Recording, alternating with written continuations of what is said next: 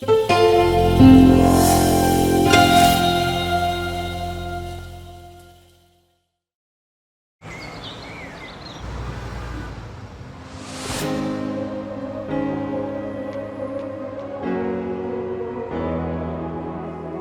began as a vision. We've become so much more. Today, from Yorkshire and London, the British Library cares for a living, breathing collection that grows every day, just like the knowledge it fuels.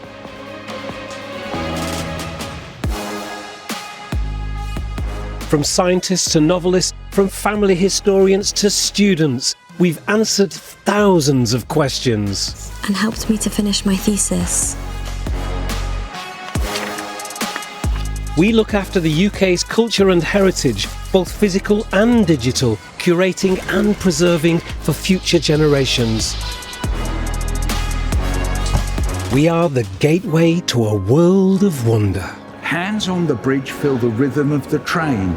Hands on the window feel the rhythm of the rain. Where young minds are lit up and anyone can join in. Hands on your heart feel the rhythm inside. Hands on the rhythm.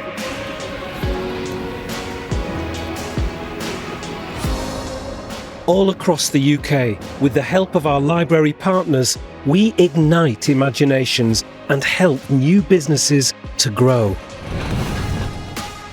We are international. The relationships we've built pave the way for the innovations of tomorrow. Our events and exhibitions inspire new discoveries and spark conversations. We are everyone's library, and together, we're just getting started. British Library. Knowledge matters. Hello. Hello. Oh, marvellous. Very good. Yes, magnificent. Thank you. We're underway. How fantastic. Your Excellency, ladies and gentlemen, friends, partners, how absolutely wonderful to welcome you all here to the British Library. I'm Roly Keating.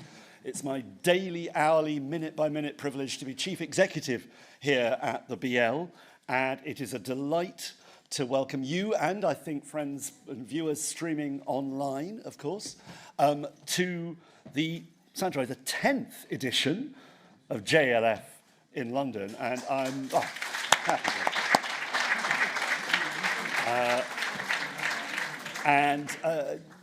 Equally proud to be able to say this is now, I think, the 7th version of JLF we have hosted here at the British Library.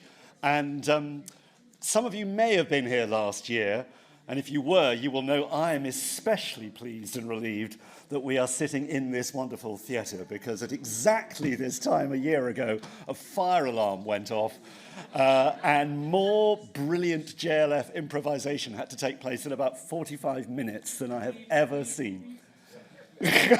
All was well.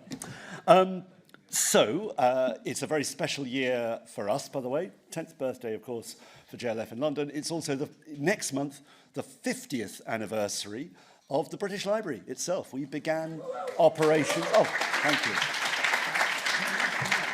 you. We began, huge, after years of planning, bringing together historic institutions into one new entity. In the summer of 1973, the British Library got going, began its operations as the National Library of the United Kingdom, and we couldn't be more delighted at the journey we've been on so far. And then 2 weeks ago, we announced our new strategy to take us through to the end of the decade, called Knowledge Matters. Quite assertive, because we believe in this moment of disinformation and complexity. Actually, libraries and the serious pursuit of knowledge are needed more than ever. And when we published that, we reaffirmed some of our lasting purposes, including our cultural purposes, to engage everyone with memorable cultural experiences, our international purpose to work with partners around the world to advance knowledge and mutual understanding. And you'll understand, I think, why JLF is therefore so important to us and such a precious and valuable relationship.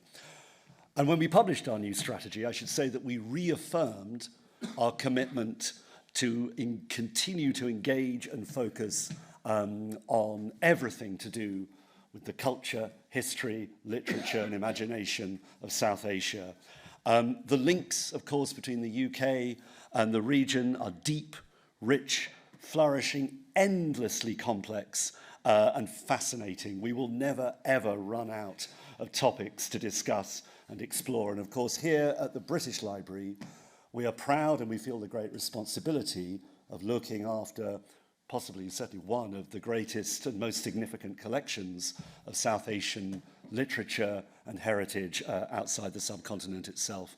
And we work tirelessly to find new ways through digitization, conversation, encounter, scholarship, to share those collections with as many people as possible. And so we could not be more proud to have weekends and events like this, where we're going to range widely, but frequently inspired by the collections we hold. And Sanjoy, Namita, Willie, once again, I've seen the program you've put together. What a set of treats we have in store for us. Especially proud, by the way, to see a couple of our board members, Venki Ramakrishnan and Tom Holland, on the program, Peter Frankopan from our advisory council, and other remarkable, distinguished voices you're going to be hearing. So I hope between this theatre, the tents on the piazza and the front hall, you'll be able to find a route through the festival, and no one will get to hear and see everything. That's the frustration, but I hope you enjoy everything that you do. I just want to, there'll be many thanks to be given, but I do just want to express a special word of thanks to the Kasuma Trust, who've become a great supporter of the library over recent years. And thank you, Soma Pujari and the other trustees, for your commitment also to support this festival happening here. It really, really makes a difference. But look, without further ado, we have a packed evening ahead of us. I am going to pause there and hand the stage to none other than Sanjoy Roy. Sanjoy, please. Thank you.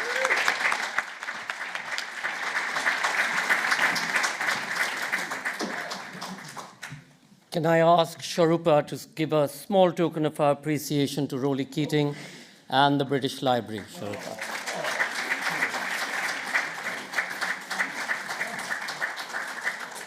Sir Roly Keating, Excellency, the High Commissioner of India, the Deputy High Commissioner, Amish Shashi Tharoor, on behalf of Namita Gokhale, William Dalrymple, and all my colleagues at Teamwork Arts, welcome back to the 10th edition of JLF in London.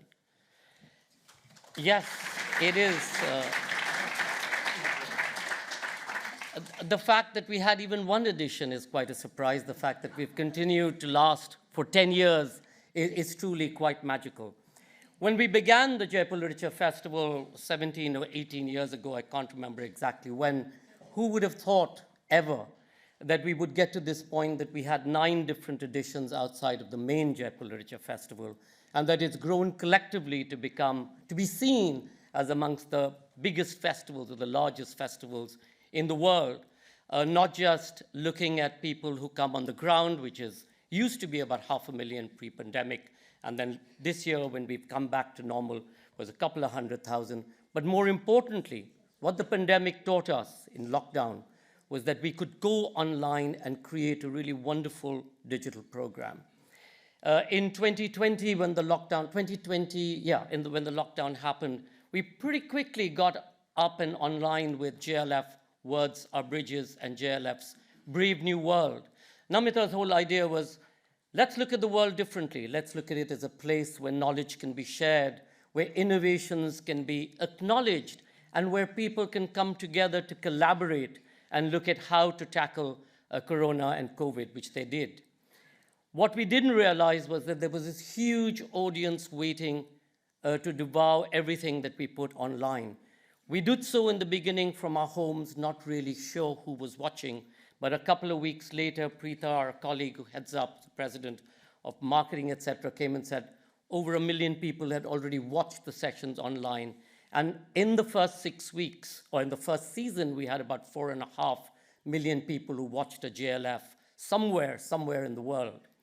In 2023, in January, when we did this year's festival, we had over 22 million people watching at an average watch time of 10 minutes, 48 seconds. And we're not general entertainment channel, we're a knowledge extension. That's been amazing to see how many people devoured what we had. And these were not necessarily people from only the Commonwealth countries, which we are used to, especially here in the UK or in India. While number 1 and number 2 was still the United States and the United Kingdoms, number 3 and number 4 were people watching from China and Germany. Number 5 was Indonesia, number 6 was Uzbekistan. We have no idea why, don't even ask me. Number 9 was Saudi Arabia, and 10 was Japan. So places where we had no access to earlier, where we never spent a dollar marketing, and where we never had people coming physically to the festival. So it's really this new community that we're looking at providing information, of bringing the world together, and as Roly Keating said, really pushing the boundaries, ensuring that knowledge is accessible to everybody.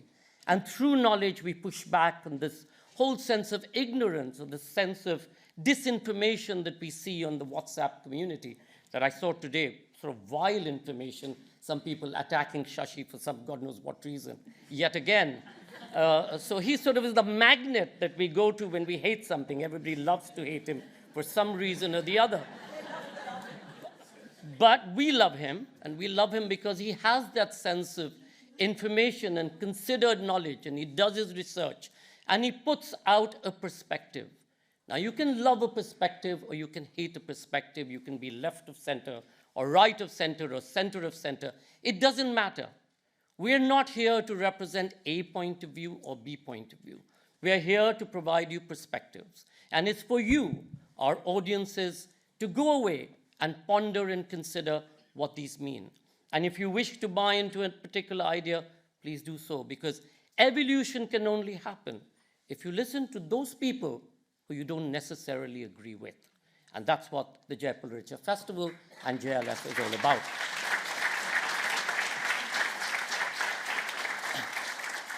We're absolutely delighted that last week we created the first JLF in a non-English speaking place. So we were JLF Spain, which was our first extension into the Spanish-speaking world, and it was absolutely amazing, with thousands of people coming up for the evening programs. And it was really, for us, very important to do this, because we've never had any kind of access into the Latin-speaking world. And we hope this will continue in some way to be able to allow us access to writers who we don't necessarily only see in the New York Times or the Guardian or the Times Literary Supplement.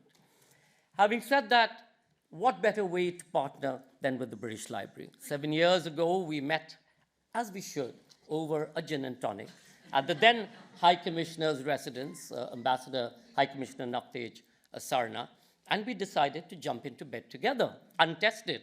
But that jumping into bed has been very, very useful, very successful, and we're delighted that 7 years later, we still are wedded to each other, pretty much in the way that Amish has just decided to get married. Congratulations to both of you. And for that, because you all have clapped, he's now going to throw us all a wonderful reception and give us the champagne to offer. Because what I did tell Amish when he came in and I said, congratulations, I said, but this doesn't count. Where's the party? We all love a good party. So after this, we look forward to receiving you downstairs for the reception. Once again, on behalf of all my colleagues, Roly, thank you so much for everything. To Jamie, to Conrad, to John, to Bea, to all our colleagues at the British Library, we really, truly appreciate the kind of effort you all make to put this together. So thank you so much, and we hope you all will have a wonderful festival. As Roly said, you may not get into everything that you wish to, and we apologize in advance for that, but we promise you that it's online. And for those of you who have been messaging me about your relatives or a friend wanting to come in, many apologies. We are sold out. I'm not sure whether there are returns. If there are, of course, they'll be available. We'll ensure that everybody who comes to the door will try and find a way to get you in, but it is sold out for now. But you can watch it online. So do log on and watch the programs, and even if you don't do it in the first week, do it thereafter at your own time. Ladies and gentlemen, to tell you a little bit about the program, please welcome Festival Co-Director Namita Gokhale.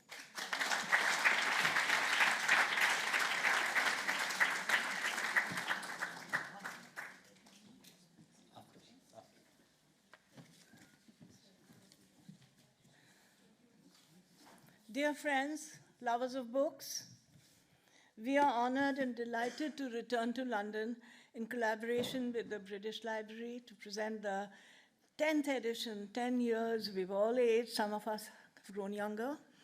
Like Sanjoy, he has reverse aging process in what is truly the city of literature. Our narratives define us. These narratives are changing, as are the parameters of the voice and technology that determine them. Who will tell our stories? Will they arise from the collective subconscious of our species or from the control and potential bias of artificial intelligence? JLF, the British Library, looks at the different dimensions and perspectives of our shared stories. We look at how these stories travel and transform and renew themselves. In the next 2 days, in fact, right now, as we proceed with the evening, we will have Shashi Tharoor and Amish Tripathi talk about myth and memory and the foundational epics of the Ramayana and the Mahabharata, which have shaped the imagination and the politics and the ethical structure, indeed, of the Indian subcontinent. We talk of the Shakespeare-Wallas, of Agatha Christie in Bollywood, of the continuing Indian fascination with P.G. Wodehouse, including Shashi Tharoor's, of American Indian dystopian fiction, speculative fiction about some of the issues which I talked about that face us wherever we go these days. And of course, writing from India's Northeast, which is the first time we are presenting that, but which we will do regularly in the years to come. We have letters to a writer of color and present other diasporic and hyphenated voices. We rediscover the work of the British Indian novelist Kamala Markanday and present contemporary writing from Northern Ireland from some dear friends who have been with us before at Jaipur. Hannah Rothschild takes us to the world of high art and high finance with her new novel. And then, of course, we have Bollywood. How can we not? We have food and we have music. We have mathematics and the music of the primes with Marcus du Sautoy. Shashi Tharoor discusses his new book on Dr. Ambedkar. A panel discusses kings and constitutions. We speak of the front lines and the case for nature. We celebrate libraries and the fundamental freedom to read. Nobel laureate Sir Venki and poet Alice Oswald decode the core of creativity. We conclude with Skyfall in a Sari with the beloved music maker Usha Uthup. We are each other's stories. In 2013, at the Jaipur Literature Festival in Jaipur, the great Indian writer Mahashweta Devi said, "The freedom to dream must be the first and the most important fundamental freedom." And that, I believe, is true, that we need our dreams and we need to have the right to dream. So, for a weekend of dreaming and some nightmares, perhaps, we see you over this exciting weekend ahead. Thank you.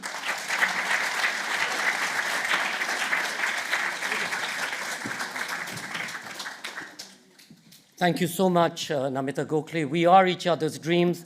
It's always wonderful to have the High Commissioner here with us at the opening, but even better when it's a High Commissioner who loves the arts and has been supporting the arts forever. Ladies and gentlemen, High Commissioner, His Excellency Vikram Doraiswami.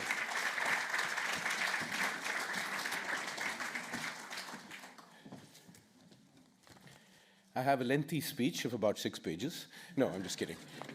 Thank you very much, Sanjoy, for the introduction. Thank you, Namita, for being here. Thank you, Sir Roly Keating, for your friendship and your hospitality. Thank you, the Right Honourable Shashi Tharoor, Member of Parliament. And of course, thank you very much indeed, Amish Tripathi, our very own Nehru Centre Director. Friends, ladies and gentlemen, and of course, the redoubtable Usha Uthup. Everybody.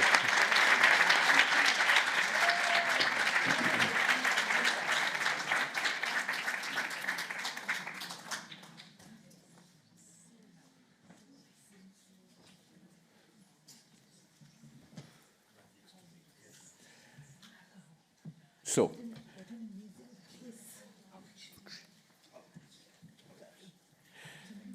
friends of the JLF and the British Library, ladies and gentlemen, friends, especially those who I'm yet to be able to call friends, thank you for being here at this spectacular building for the start of yet another exciting edition of JLF in London. I am not sure whether I should be grateful to Sanjoy for sharing that somewhat disturbing image of him and Rolly leaping into bed at the High Commissioner's residence. I have a terrible feeling my wife and I will need to change the sheets when we go home. But thank you for sharing that history, and thank you for your hospitality for the JLF, for the literary festival these past 10 years in London. Absolutely spectacular. I think there are two ways in which you could look at this. One is that bringing a literary festival to the library, particularly this magnificent library, is the most appropriate symbol and the most appropriate venue for such a partnership. The other, of course, is that this is a bit of an arrogance, and it's a bit like bringing coals to Newcastle. Be that as it may, let us take the high road and assume that this is all part of a grand plan of celebrating the arts and authors. And even if some of you may have come here purely with the spirit of scientific inquiry to answer the question of how authors got that way. But the reality is, of course, that the JLF is a pretty spectacular institution in its own right. It has always been the go-to institution to be emulated in India, and there's a reason why we now have such a surplus of literary festivals. Everything is, as they say, this most sincere form of flattery is imitation. So imitation of JLF is now very much the norm. Its vision, its inner spark, has always been to bring about the widest range of authors and speakers together for the best possible celebration of the world of letters. It is an institution in itself, if it is not a mixing of metaphors to say an event is an institution. To adapt what Bertrand Russell said about books to the JLF, there are two motives for attending a literary festival. One, that you might enjoy it, and the other, that you can boast about it. While I leave it to each of us and our own conscience to figure out which kind of person each of us is, and if you're wondering, yes, that's right about me, let me just say it's both right and fitting that the world's largest literary festival, born in the world's most populous country, with the world's largest diversity of languages, and en passant, one of the world's largest English-speaking populations, should mirror its own festival of words, ideas, and creativity in an institution that celebrates all of these things here in the UK, i.e. the British Library. Indeed, if it isn't cheeky to say, this is a most appropriate venue.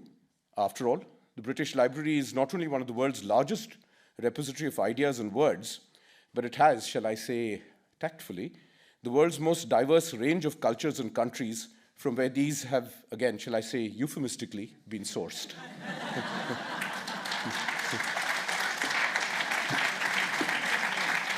But more seriously, folks, at an event of this scale and quality, this is about the best tonic you need after a long and damp winter and an uncertain spring. Let us go so far in tempting fate, and at this point, with the cricket match being where it is, I really want to tempt fate, by saying the weather has been excellent, almost Indian in the cloudlessness of its sky, perfect weather to be here in this great city, with a great selection of idea makers to listen to as they ideate, a terribly bastardized word, but you get my drift, for a new and increasingly uncertain world. And of course, for those among my consular flock, i.e. Indian citizens who are here enjoying this all too brief summer in London, encouraged by P.G. Woodhouse's advice in Carry On Jeeves, when he said, what's the use of having a great city having temptations if fellows don't yield to them? Remember, the quality of mercy at courts in summertime recess is definitely more strained than you might imagine. So please don't do anything that my Deputy High Commissioner and I might have to require our long-suffering colleagues to have to bail you out on a weekend. Have a great JLF weekend at this great institution, and please do all you can to support and celebrate this magnificent repository of ideas, both the event and the institution. And now, I presume I should yield space literally and metaphorically for the reception, and before that, the conversation that Amish and none other than the absolutely unique Mr. Shashi Tharoor will have thereafter for the reception bit that I believe Amish is going to throw us. And, no, more seriously, that teamwork and an uncertain and unnamed and unnamed sponsors are assisting you with to prove or disprove the proposition that alcohol is a vitamin. Thank you very much.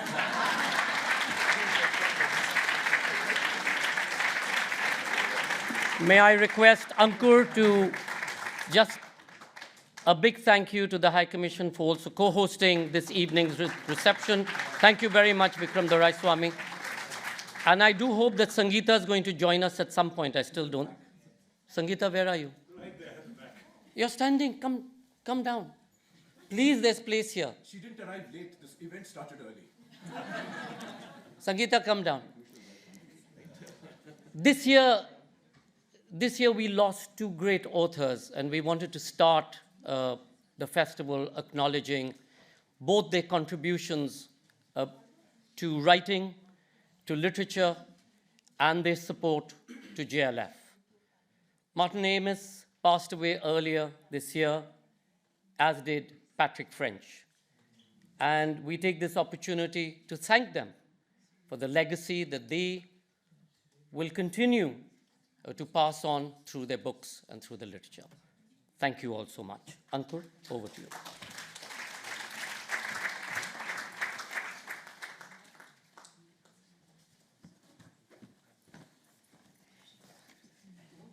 Excellencies, ladies and gentlemen, we warmly welcome all of you to the 10th edition of JLF London at the British Library, coinciding with the 50th anniversary of this wonderful library. The inaugural session of our festival this evening is Myth and Memory. Amish Tripathi in conversation with Dr. Shashi Tharoor. Myth plays an important part as a mediator of memory.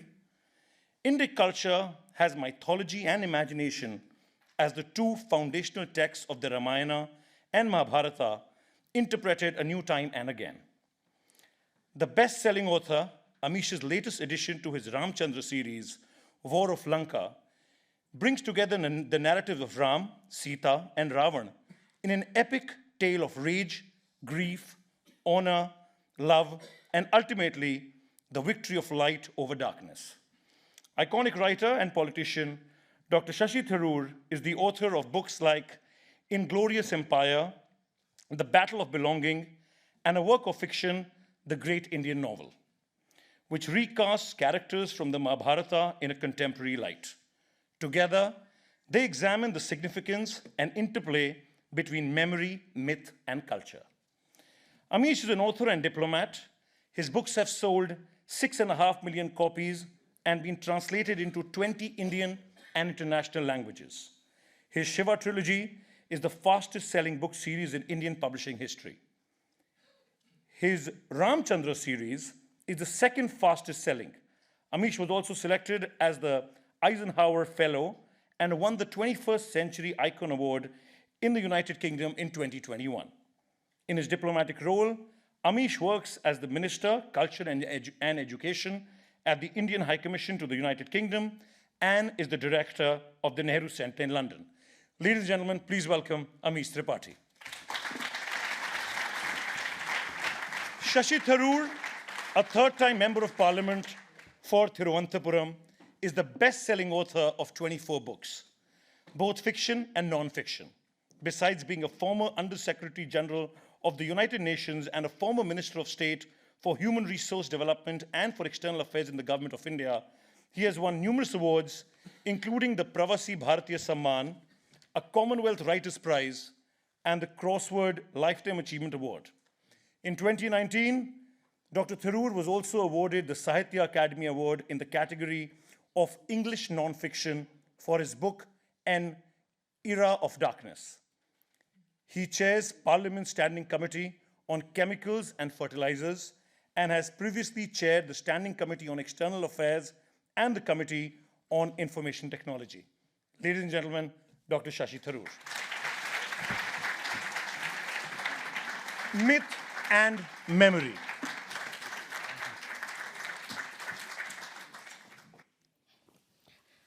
I'll begin. Okay. Hi, guys.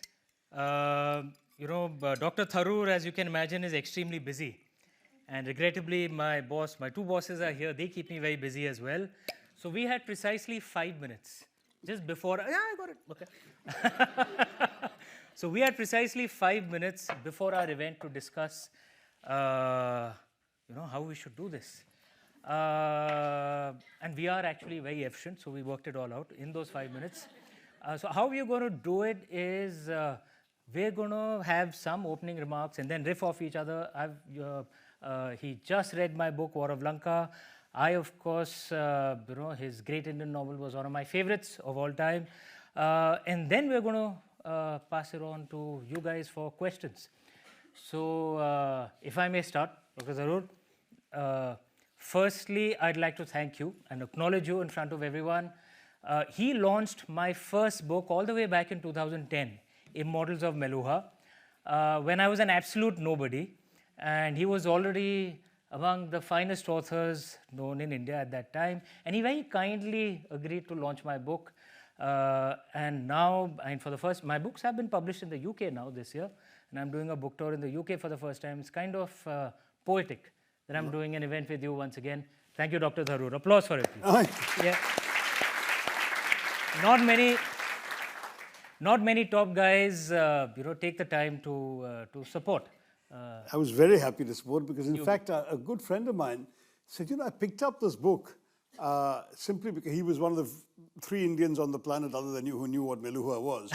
So he picked this book up, and Amish had brought out a self-published edition at the beginning, innocent as he was in the wiles of publishing. And that's what this guy picked up. And he said it was compelling. I couldn't put it down. I couldn't sleep all flight. You've got to read it.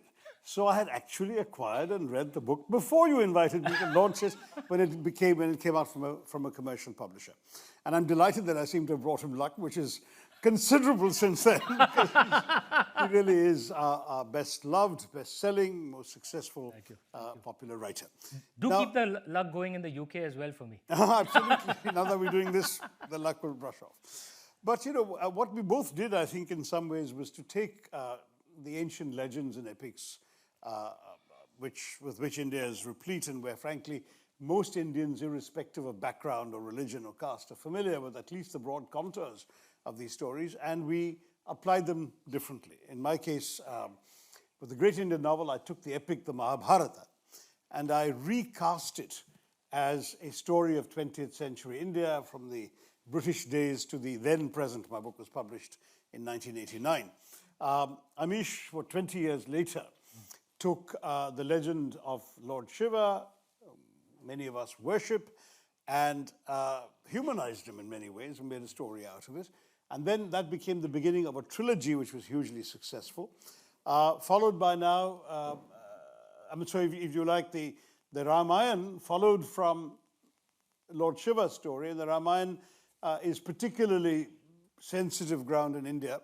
I was careful to choose the Mahabharata, which most Hindus would consider a secular epic.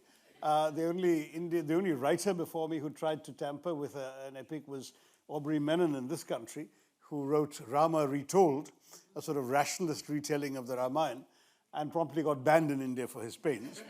So, when I heard Amish at the Jaipur Literary Festival express the intention of doing his next series on Ram, I really wondered whether he might be treading on extremely dangerously unsafe ground.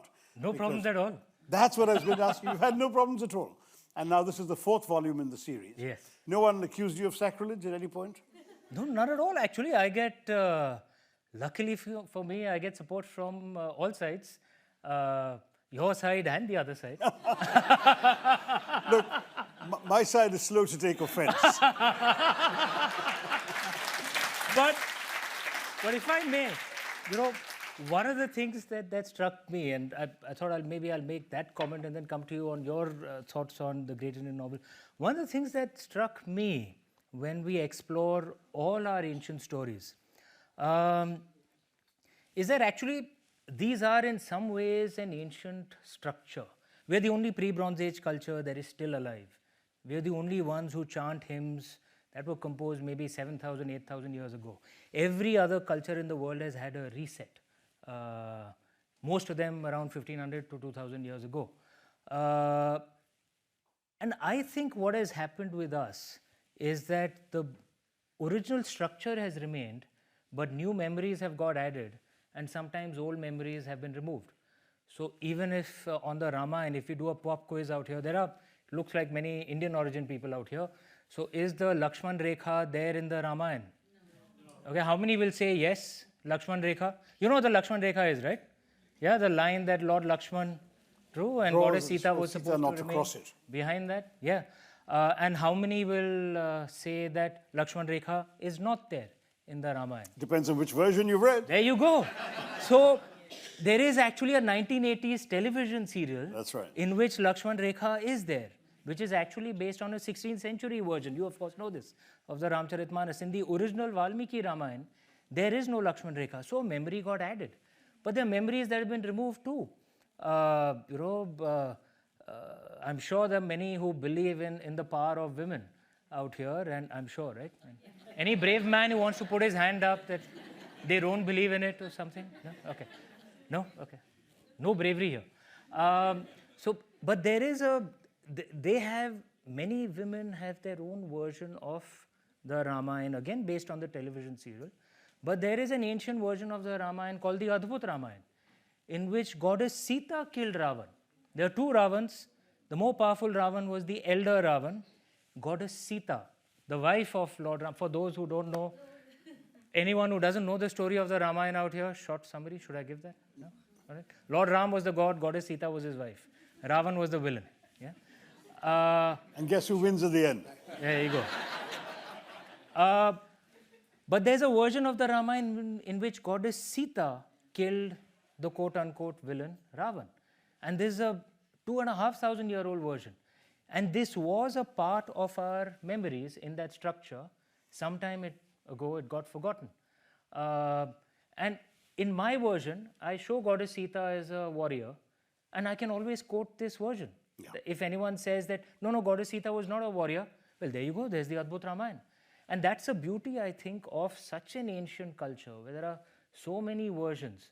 All we have to do is read them up, and we can explore so many wonderful approaches to deliver modern liberal messages now, but in a respectful way, where we are quoting our own traditions. That's right. Maybe that's why I haven't got any... Well, Professor Ramanujam wrote an essay called 300 Ramayanas, which has promptly been banned after the present government came to power. So I'm glad you're lucky, because, I mean, frankly, Indians have been thin-skinned and oversensitive for some time. I remember when my great Indian novel came out, the then doyen of Indian writing, Khushwant Singh, gave it a rave review, devoted an entire column in, I think, Sunday magazine to it. Yeah. But this first paragraph said, this is a wonderful book, the best novel I've read in years, but go out and buy it immediately because it'll be banned within the week. But it wasn't. It wasn't. It wasn't, and I was incredibly lucky that it wasn't. Perhaps not enough people read it in time. If it was Amish, then the risk was the opposite. So many people would have read it that there was no point banning it, because it was already spread out. But anyway, no, I think you've touched something very important about myth and memory. In fact, in my great Indian novel, I had 3 epigraphs at the beginning of the book. One was from the great Sanskritist and Mahabharata scholar Deshpande, who said that, essentially the Mahabharata is us. I mean, it's everyone in India is aware of it, familiar with it, and so on. And the second was from Professor Lal, who said the Mahabharata matters only because it is relevant to us in the second half of the 20th century. And the third was from Gunter Grass, who hadn't yet won the Nobel, but who said that writers experience a different view of the past. Literature must refresh memory. Lovely. And I wanted to situate my novel at the intersection of all those 3 ideas. The Mahabharata, as I said, is slightly safer because, with the sole exception of Krishna, there are no divine characters in it. It's a secular epic. It's also, whereas the Ramayana has idealized figures. I mean, Ram is known as Maryada Purushottam, the finest of all men. In the Mahabharata, we're full of devious deals, crooked compromises, lust, lechery, double dealing, betrayal. You've got it all. Indian politics. So it was perfect for an account of Indian politics.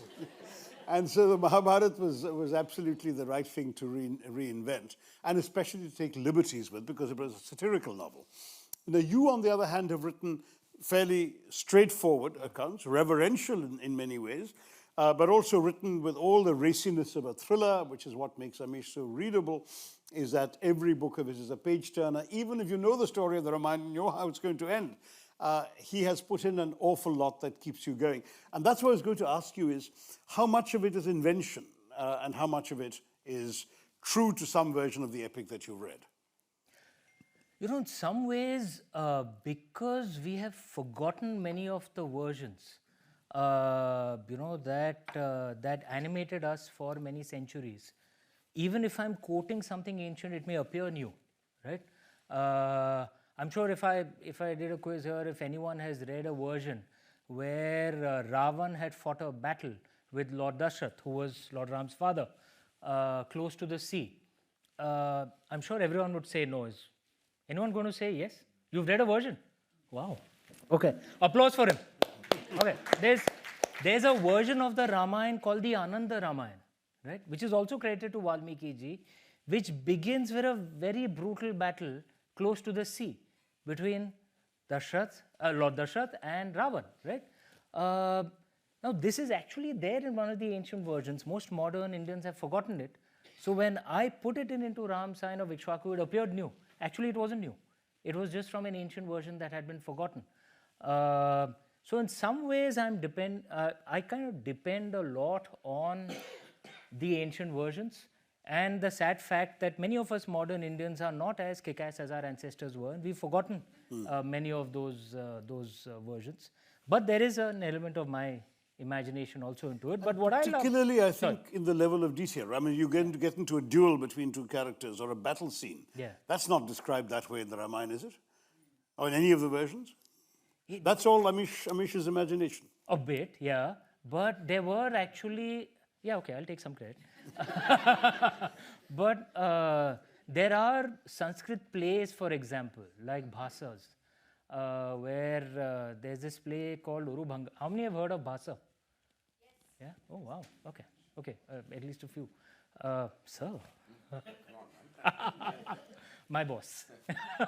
Bhasa was one of the greatest Sanskrit playwrights ever. And he used to take and perhaps 2,500 years ago, he used to take very different interpretations of our traditional tales, of our traditional itihasas, and have battle scenes, and completely change it. There's a version of the Mahabharata that he showed in a play where the battle didn't happen at all, right? So there are these traditions, maybe not in the canonical Ramayana or the Mahabharata, but plays based on them. And which is why I found what you did with I read it before I started writing. I read it even before I thought I would be a writer. You know, when I read your book, I thought I was going to, do an MBA, which I did do, and be a banker. Which you also did. Which I did do.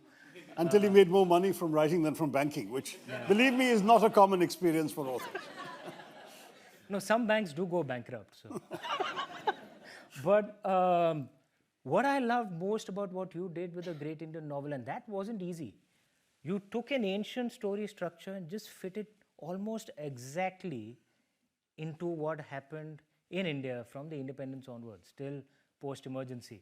And that was, I was just blown away just by the sheer imagination of it. It's not easy to have two completely parallel tracks and have them, I must say, I didn't know when I began that I could pull it off. It was amazing. It just happened. I'd love to do something like that, because actually I just took the original track and I have adapted it, made it, but I mean, it's very difficult to have two simultaneous tracks and actually make sense. So even some of the names, I'll not get into the names. No, you can. No. The main character, okay, no, I will not. I'm diplomatic. Oh, I see. I used to be.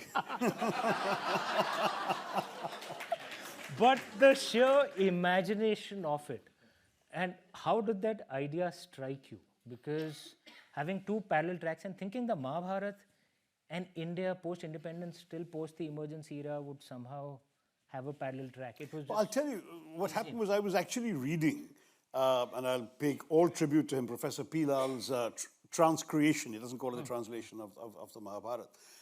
And he wrote it in such a compellingly modern style that I kept thinking this could so easily be a novel of our present times. And then it suddenly struck me, this is a tale that actually had been around for almost 1,000 years. That is, it was first told somewhere between 400 and 500 years before Christ.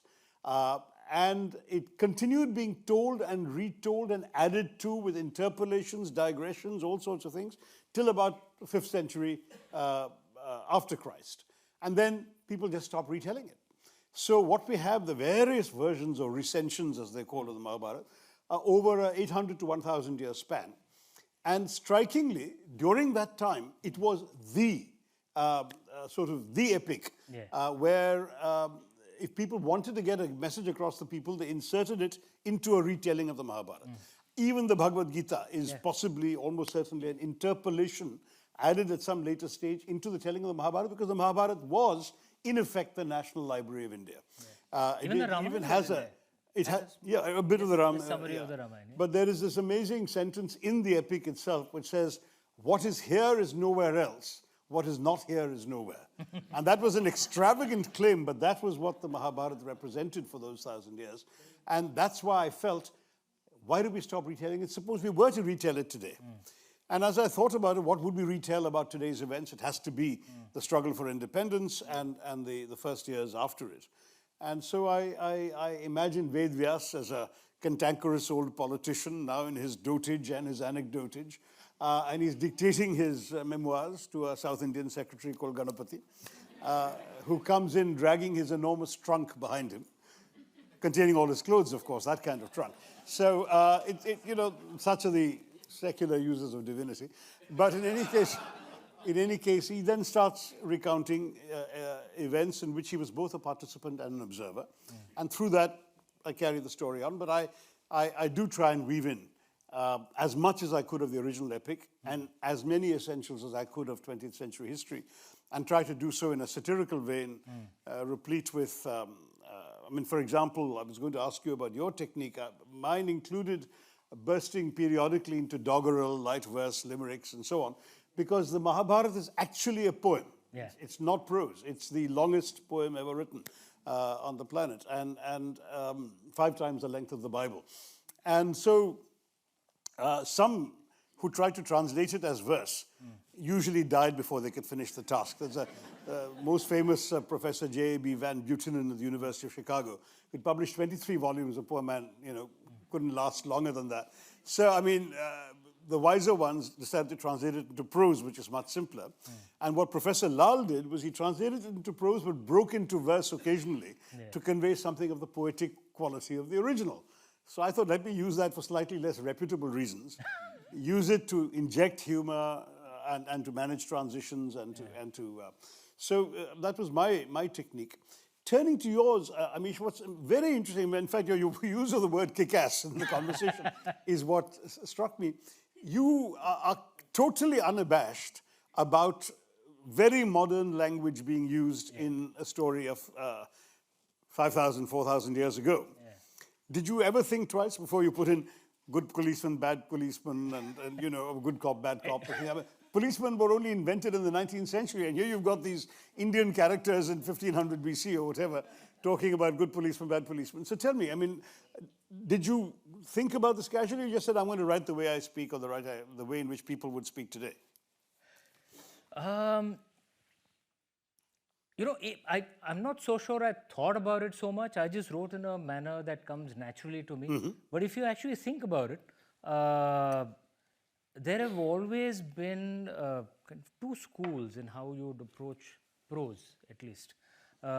In fact, actually, even poetry. So, Valmiki ji, for example, Valmiki Ramayana, which is the original Ramayana, is in Vedic Sanskrit,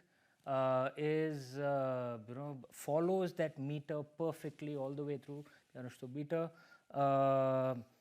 and was so beautiful in its descriptions.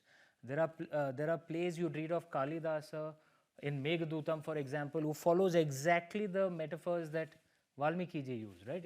It shows how much of an influence he had even on that language. But the most popular version in North India, at least today, is the Ramcharitmanas, right, of Goswami Tulsidas ji. I'm sure everyone knows Ramcharitmanas was actually not written in Sanskrit, right? It was written in Awadhi, which was the average language of that era. And sort of it's close to Hindi as well. Yeah. And I thought that was actually very innovative in a way, because the purpose of an author, of a writer, can be that I just want to convey the philosophies and the story across, and the language is just a means to an end. It's not an end in itself. And if I make it easy for the reader, they can get into what I actually want to convey much more quickly. And that's not just in terms of the language, even in terms of the terms that I use. Right? Not a well-constructed sentence, sorry. Even in terms of the terms that I use. But like, for example, Gore Vidal, right? I'm sure many have read Gore Vidal out here. Yeah. So, and in Gore Vidal's Julian, one of his finest books, he doesn't use the term Mediolanum, he uses Milan, right? And in many other ways, like he uses modern terms. The entire, I guess perhaps, his entire idea would have been, not my job to show off my research, just make it easy, right? And if you use modern language, you just make it easy for the reader. Maybe that was the perspective. But this is, a post facto justification. I'm not sure I thought about it. But I just wrote it in a way that... I'm also curious about some of the sort of the scientific knowledge that comes in. For example, you've got, I think, Vibhishan constructing pipes for the capital city of Lanka, which are made of lead and which start slowly poisoning the population. Is that an Amish invention? Is there any reference to lead poisoning in any version of the Ramayana? No, not Ramayana. But actually it was, I love, because I read a lot. I read 5-6 books per month, and I travel a great deal. And I, all that research knowledge goes in somewhere in the back of the mind. And I love drawing on knowledge from different places to make make a situation more real. So there is this theory that part of the decline of Rome was because of slow lead poisoning, which they didn't know. But I don't know how many have read that theory. Because they started using lead pipes for water, which slowly led to lead poisoning. Sorry. The terms, the lead, we're getting there. One more. We'll get there. And I thought that was just something really interesting. And I thought, why not put it in Lanka as well? It's one of the things that made them weaker, and because of which they lost the battle.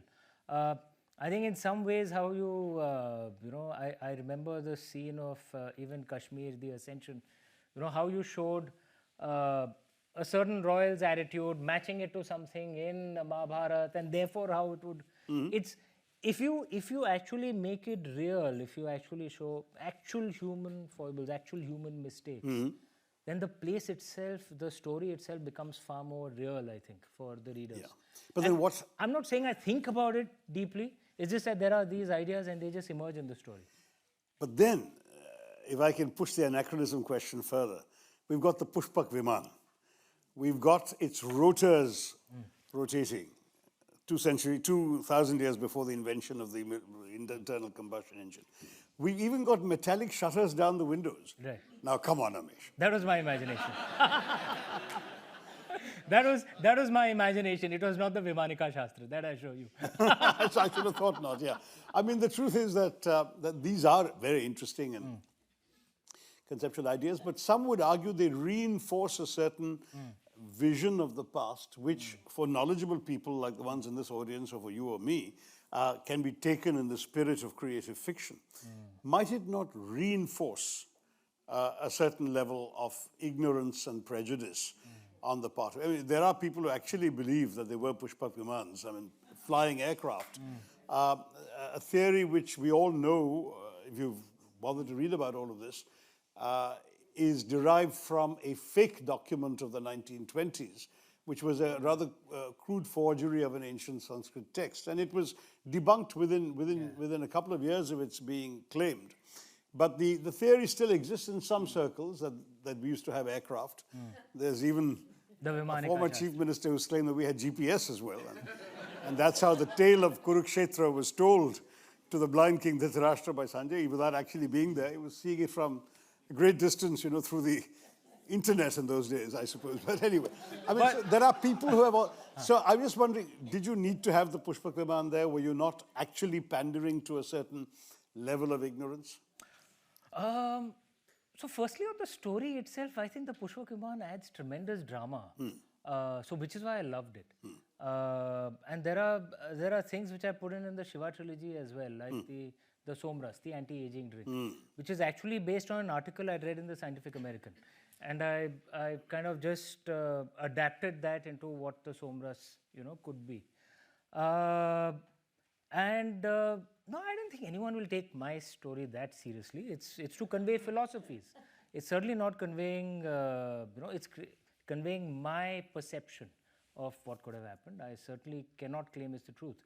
Having said that, Dr. Tharoor, one of the things I feel is part of why there are so many misperceptions in India about our past, because fantasies grow when there is ignorance. If there's knowledge, in the light of knowledge, fantasies will not be there. And among the things that's unfortunately there as a part of our education system is we teach very little of our own, traditions and our own achievements. So many Indians still today believe that that ancient India was, we were an oral culture, and that India didn't exist, and then the British came and created India, all of which is nonsense. It's not really true, right? We were not just an oral culture, we wrote a hell of a lot. There are the National Mission of Manuscripts in India has tabulated some 3 million manuscripts. And that's only those that have survived. That survived. There are so many. Nalanda, which in my mind, the destruction of Nalanda University was among, in my mind, perhaps the greatest disaster for mankind ever. Everything else can be rebuilt. Once knowledge is gone, it's gone. And not just Nalanda, so many universities. Yeah, people know about the burning of the Alexandria Library. People don't know Nalanda about the destruction of Nalanda. was probably 10, 15 times bigger. And that's 500 years before, before the founding of Oxford or Cambridge. True. And with a 9-story library. Exactly. And they have the technology to have a 9-story library. The library burned for a month. There were that many manuscripts in there when Bakhtiyar Khilji destroyed it. The key thing is that actually our ancestors wrote more than the rest of the ancient world combined. So the ineffective people were not our ancestors. The ineffective people are us, who don't even have knowledge of this, let alone having translated it and studied it, right? So there is actually a lot of achievements that our ancestors did make. So Pythagoras' theorem was discovered, and I've done a BSc in mathematics. Pythagoras' theorem was discovered in India before Pythagoras discovered it. Bodhayanas, you yourself have written on it. I've written about this. I mean, in fact, I've called for us to and there are many things like this which we don't know, right? Because we haven't been taught it. So the Boer manuscript, and because there's a certain group of Indians which will only believe things when it has a stamp of approval from someone in Europe. So we can quote the Boer manuscripts for the ancient rhinoplasty, the nose reconstruction surgery. No, actually, we have Shushrutas. We've even found his instruments. But Shushruts texts are there, but people refuse to believe it. But that same thing, that same technique was quoted many centuries later by what were the Boer manuscripts, and that we can show to prove. So the point I'm trying to make is, if we have that knowledge, those fantasies will not be out there. Perhaps the fault is ours, that we don't teach those things. That I entirely agree with, but I equally feel that if we mix up the fantasies with the real facts, we end up unwittingly discrediting the real facts. So Shushruta was the world's first surgeon, way before Hippocrates. And the actual... hypocritical not to acknowledge Shushruta. Thank you. And on top of that, he described in some detail the procedures for a nose operation, a rhinoplasty, and what is more, some of the instruments have since been dug up and found, going back to the 1st century after Christ. But when a prominent political leader says that Ganesha's elephant head on a human body is evidence of plastic surgery, he unfortunately minimizes our claims to having invented surgery, because anyone imagining the smallest elephant head and the largest human neck knows they can't possibly be fitted together. So, I mean, I think at some point we do ourselves a disservice by exalting the wrong things. We need to exalt the actual factual things, and you're quite right, there's some enormous amount of accomplishments. We need to update our education system. Absolutely. Mathematics in particular, extraordinary achievements, philosophy, astronomy, lots of areas in which we were way ahead. But sadly, we've got into a situation where we've melded them, I'm sorry to say, with Pushpak Vimans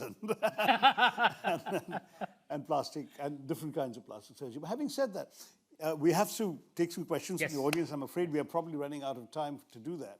Hopefully there's a mic hands going up? And going around and... There's a lady there, and there's a mic coming. And there's a mic. Oh, Sanjoy, please play traffic cop. Just identify them. Yeah. Can I? Questions can be just short so that we can take more questions, and if we can bundle them, Shashi, and then you all can take. So one. Okay. Fast forwarding to the present time, the situation in India politically. A little closer, sir. Sorry. Fast forwarding to the present time, the situation in India is really precarious when you read the news articles and so on. I'm just wondering how romantic the situation has got for some people and dire for others. So, situation, some dire for others, good for romantic for some people. At the back there, right at the back, and then I'll come to you. Literature is dire and... If you can run into the mighty thing so that we not get. Please hold the mic up close to you. The acoustics are somewhat challenging. Question for Dr. Tharoor. Yeah. How dangerous is fictionized history currently? How dangerous is fictionalized history? Correct. And one last question from here. The lady here. Come from this side. Come from this side. Yahan se aate. Yahan se aate.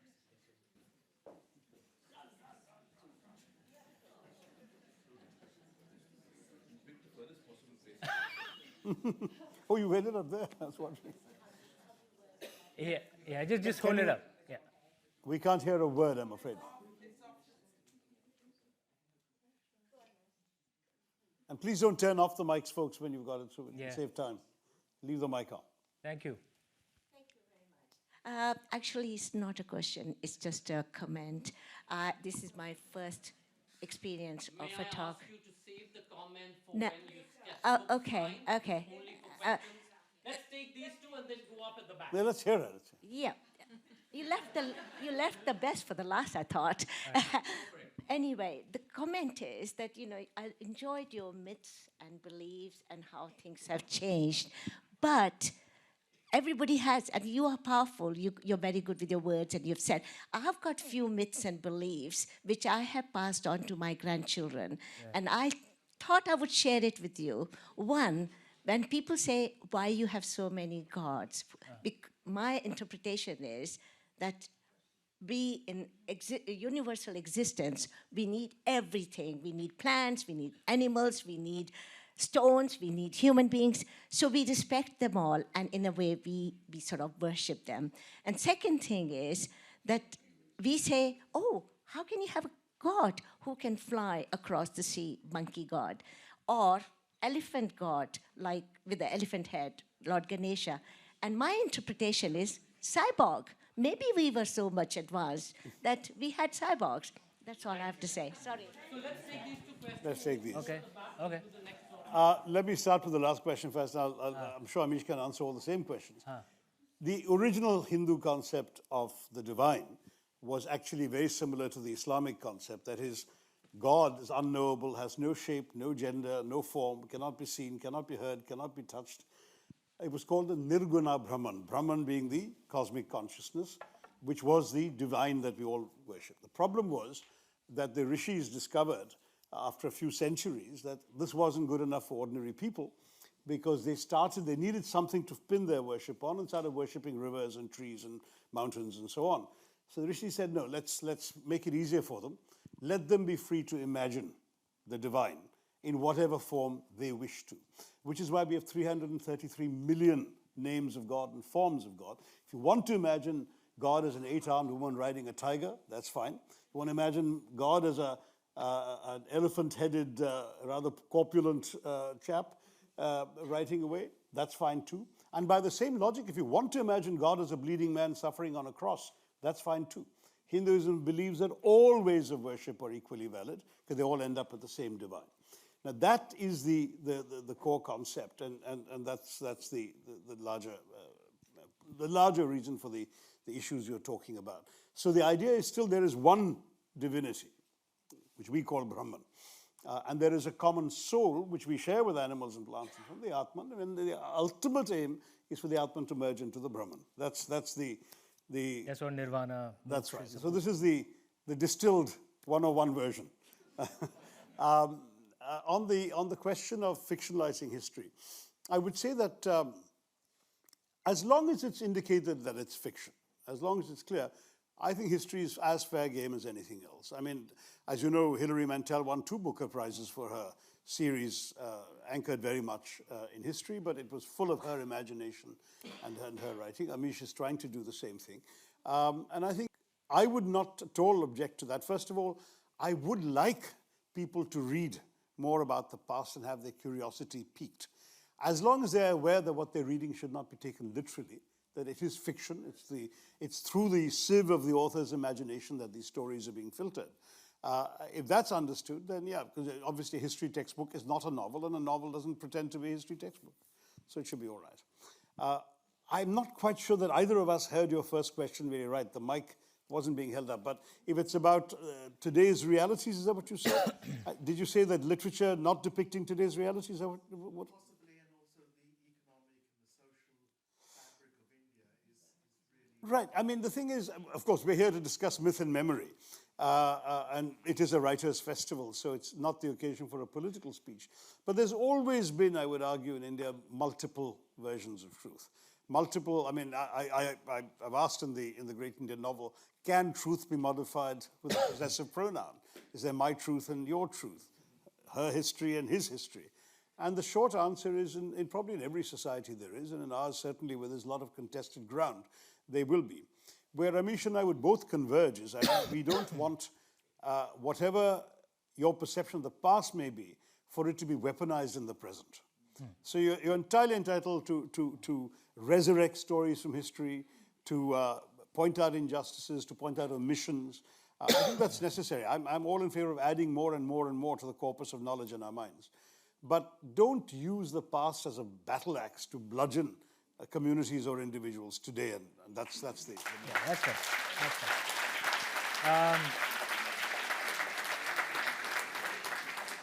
right. If I may add to your very elegant answers to you, actually what you said is perfectly in line with what our philosophies say. If I can add one more thing, the entire concept of seeing so many versions of the divine is the fundamental dharmic belief. It's not just Hindu, it's Buddhist, Jain as well, that the divine spirit is in everything and all of us. The way term namaste means I bow to the divine within you. So we don't think that a creator God is someone who sits on a sad height and we are in some ways separate. We have, all of us, regardless of the religion you follow, has that divine spirit inside, and not just us human beings, all animals, plants, rivers. I think this is a wonderful philosophy. It's a very inclusive philosophy. And in terms of, some parts of some traditions can be laughed at, some traditions cannot. It depends on which community is more powerful at that point of time. So a talking snake asking someone not to eat an apple would not be laughed at if a particular community is powerful. But someone jumping across the sea would be laughed at if a particular community is not. I would suggest we look beyond that, just look at the ideas and what kind of thought process you've chosen to humanize. Yeah. Hanuman is a man in your story. He's not a flying monkey. Yeah. So, and in fact, in the original Valmiki Ramayana, he's not referred to as a Kapish. Kapish is actually Sanskrit for monkey. He's referred to as a Vanar, which can actually be very easily interpreted as someone who lives in a forest, a man who lives in a forest. In terms of that fictionalized history question also, if I may say, actually, even versions of history that we think are, and you cannot invent facts, but any history book that you write will have the bias of whoever is writing it, So Winston Churchill will very correctly be seen by the British as a hero. By the Indians, not so much, right? Same set of facts. It's just that your interpretation defines how the place where you come from defines how you see those same set of facts. Right. One last round. Two more questions at the back. The lady in the red.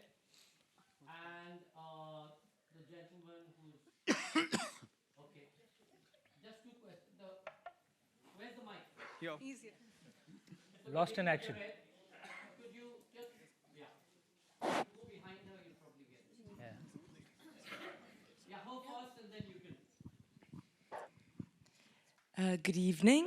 I think my question's really just about how, with the erasure of certain historical facts in Indian textbooks quite recently, I wonder if we're seeing slowly history be relegated to mythology in the imagination of the Indian mind. Thank you. And the gentleman in the white. Yeah. Hi. Say if there was copyright law in India 2,000 years ago, Amish's present book or your book about the great Indian novel probably wouldn't happen. So my question is, what strikes you as a more powerful mode of storytelling? Is it sort of to keep the same characters and twist the narrative a little bit, or to just keep the same narrative with different characters like the director of RRR and others have done? You want to go first? On that mythology history question, it all depends on which, again, it actually comes from which perspective you're looking from, right? The British told us that India was never a country before they, and the British would have its own reasons, and Dr. Tharoor himself has challenged that.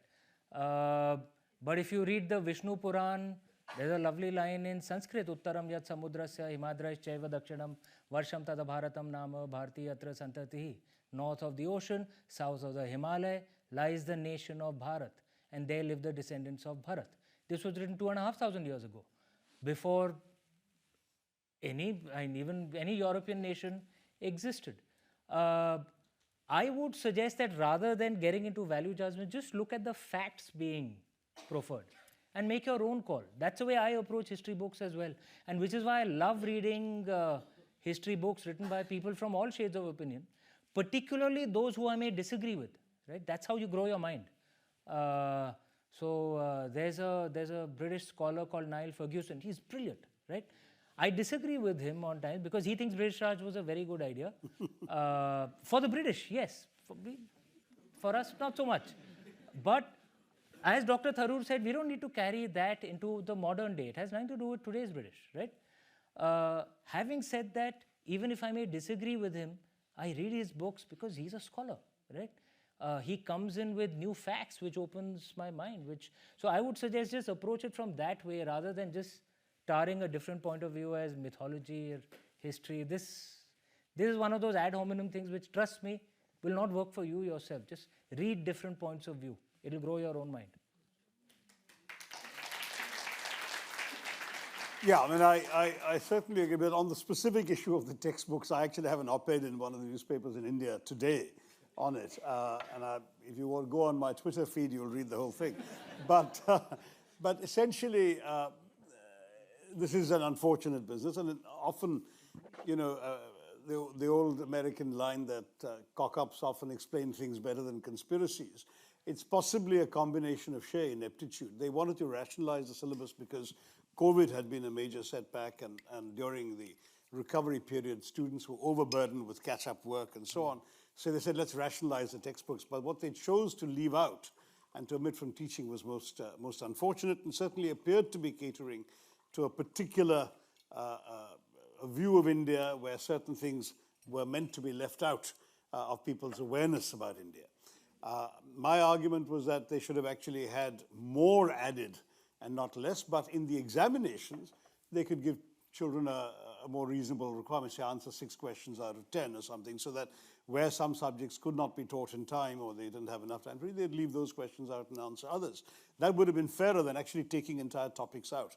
I've been complaining about this kind of thing for decades. It was about 40 years ago that I first said, why wasn't the Mahabharata and the Ramayana available in my schools?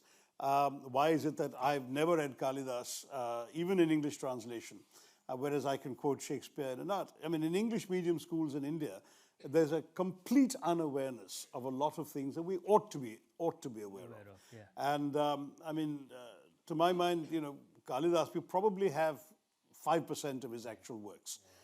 He was like Shakespeare, an extremely gifted and prolific playwright, but nothing survived. I think we've got three and a half manuscripts. It's very sad.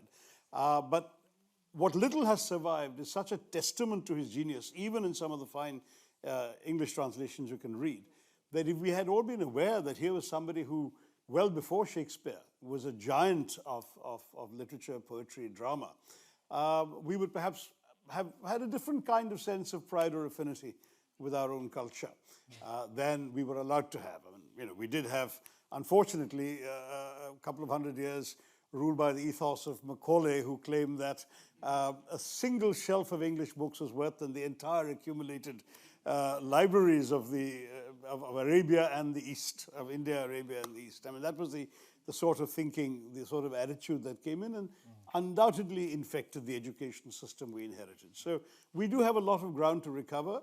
And as Amish said earlier, let's read more and choose what we want to appreciate, value, and support. On the question of specifically distorting and so on, look, I wrote a satirical novel, so I was seeking to reinvent every character, every episode, every argument, every philosophical digression that I could fit in from a 2,000-year-old epic into a 20th century story. In Amish's case, he's trying to make extremely compelling, page-turning reading out of something which has been treated as sort of reverential ancient text. And I think he's done it very well and very readably. So I would say to all of you, the answer really is not in saying that I like this and I don't like that, though you're entitled to say that at the end, but only after you've read them both. Thank you very much. Given the power and influence both of you hold, outside of being brilliant authors, what do you think you could do or you would want to do to look at where both the texts, Mahabharata, and especially in your great Indian novel, you've described Krishna as the God-man. And why is Krishna a God-man? And all of that which is happening about the beef ban and all of that today. So what's the symbolism behind why is it that Krishna would not eat beef? Because he had a pet. His cow was his pet, and it was really the source of livelihood in his village. And in your case, Ravana, and the whole symbolism behind his 10 heads, that they were actually 10 aspects of his personality. And somehow, as a nation, we're just lost in rituals and symbols. What is it that you could do with your power, with your influence, with just the number of people who listen to you in the world? What could you do to dispel this? Power. He's the only one holding governmental office. I've been in the opposition for the last 10 years. No power. But no, I will say that, I mean, in the case of Krishna, I was taking so many liberties with the epic. And as you know, we are the most thin-skinned people who quick to take offense at all sorts of things. So even I, before Khushwant Singh's review, knew that Krishna, one couldn't humanize beyond the point. So it was at a stage of the novel where some characters had pretty much turned into walking metaphors. Draupadi as a symbol for Indian democracy. What happens to democracy happens to her. And Krishna is kind of representing the spirit of India, the larger spirit of India, the larger consciousness and conscience. So I didn't get him to do anything that some of the more humanizable characters did. I mean, that's purely an authorial choice. I wasn't consciously trying to make a point, though I was, of course, aware that my mother was a deep Krishna Bhakt and had, in fact, given me Krishna as one of my middle names that I don't use, but it's there. So I'm not going to offend her either. So one had to be fairly sensible about these things.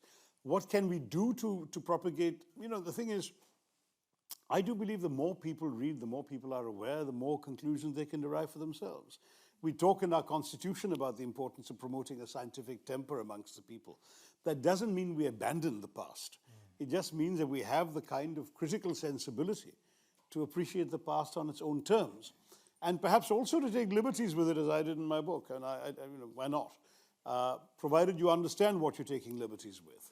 And I think in that spirit, both what Amish has done, what I've done, is very much part of a tradition. There is a lot of irreverence in Sanskrit literature. There's a lot of stuff that I think one day will probably be suppressed given the way the currents of our country are going. But the Gita Govinda, for example, is a piece of unparalleled erotic verse about Krishna and Radha. You've got we've had a whole tradition of erotic poetry in Sanskrit that people would be afraid to translate today and publish, but it's there. It's also part of our past.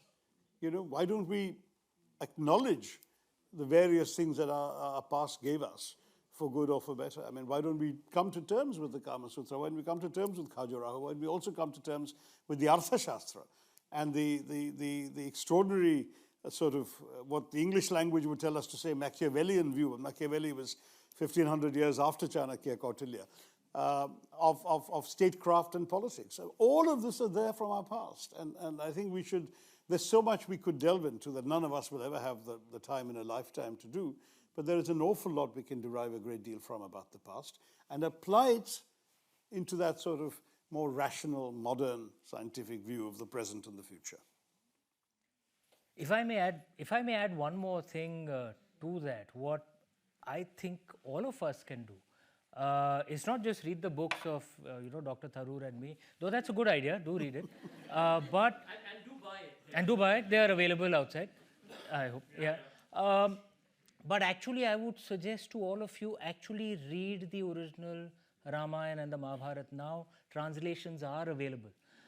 Among the misfortunes that has happened because of our education system is that we think liberalism is a Western idea which has to be imported into India, and we have to learn from the quote-unquote superior cultures. And if we'd only read those texts, we'd understand that it is a deeply Indian idea. It's from our own soil, except that it doesn't have a sense of extremism attached to it. I mean, you can respect women's rights without hating men. You can respect transgender rights without hating women, right? And you will find this is not just in the Mahabharata, even in the Ramayana, right? There's a lovely line from the Ramayana: Purush napunsak nari va jiva charachar koi sarva bhav bhaja kapata taji mohi param priya soi. Any man, any woman, any transgender, specifically any transgender, any living being, any plant, any animal, you give up deceit, love each other, come to me, you're my people. Guess who says this? Lord Ram.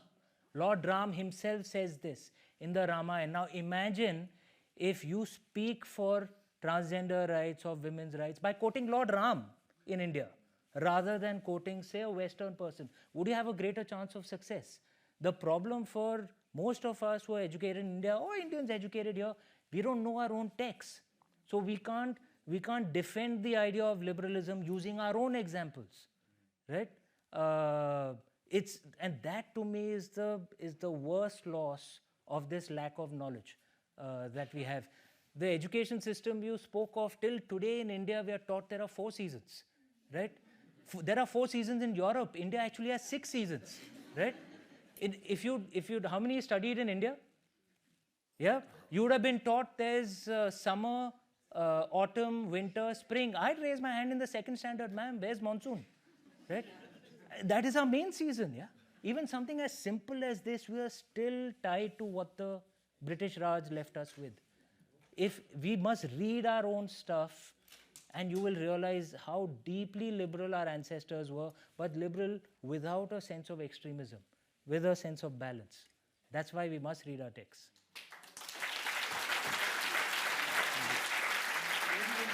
That's a good note on which to end. Thank you.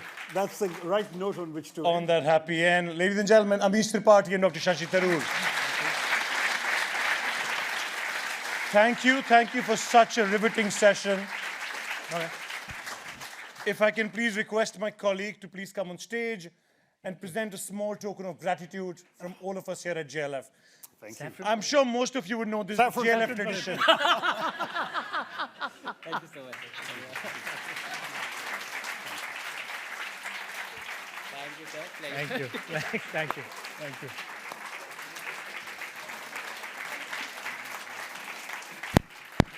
Both Amish and Dr. Tharoor would be more than happy to sign their books right outside the auditorium. So please buy them and get them signed from both of them. And yes, tomorrow we begin with morning music at 10:30 a.m.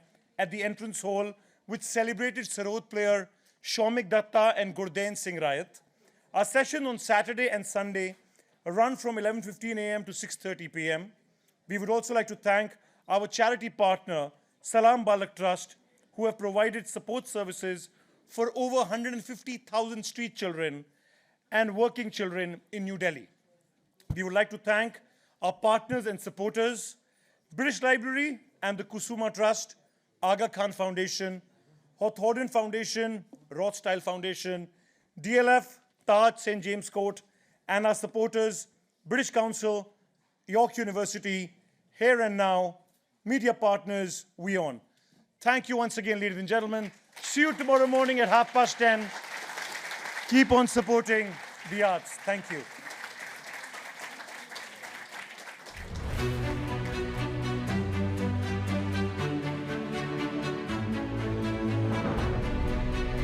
For over 30 years, Teamwork Arts has taken India to the world and brought the world to India, showcasing India's rich and diverse cultural and artistic heritage on the world stage and bringing in a range of literature and the arts from every continent into India.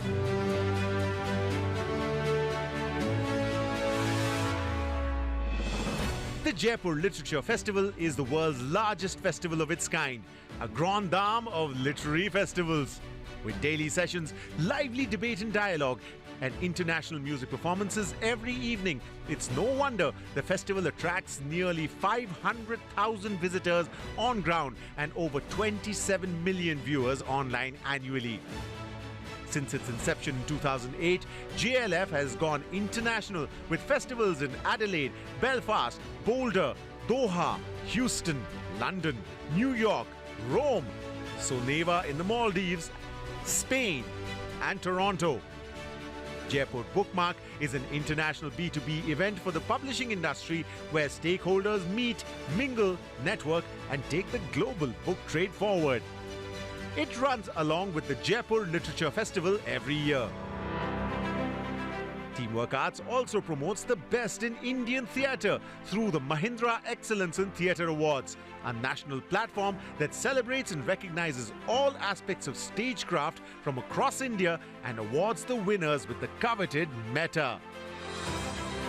International touring productions such as Bollywood Love Story, a musical, The Don's Story, Guide the Musical, and Flamenco India have had sold-out shows across Europe, Egypt, Russia, Japan, and China. Expressions, an international contemporary dance festival, showcases the best of contemporary dance from India and the West. Sounds of Freedom, the name says it all. A musical celebration of freedom of expression through workshops and outreach programs, Sounds of Freedom culminates in a live concert broadcast on television and online.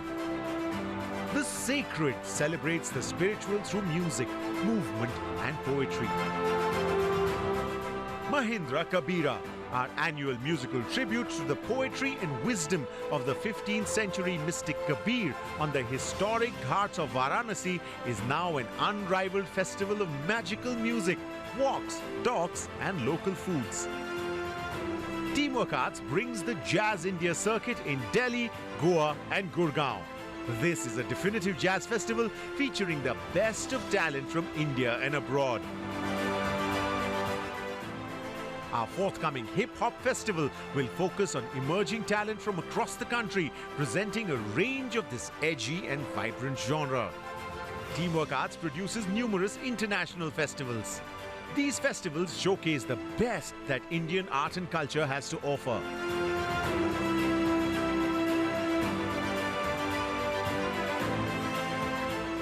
Harnessing the power of health and wellness, for the first time, Teamwork Arts hosted Awaken Florida, a festival of mind, body, and soul in Spring Hill, Florida. For the young and the young at heart, the Ishara International Puppet Theatre Festival brings local and international performances to audiences across several Indian cities. While the multi-city Kahani Festival features interactive storytelling sessions and workshops championing the power of imagination.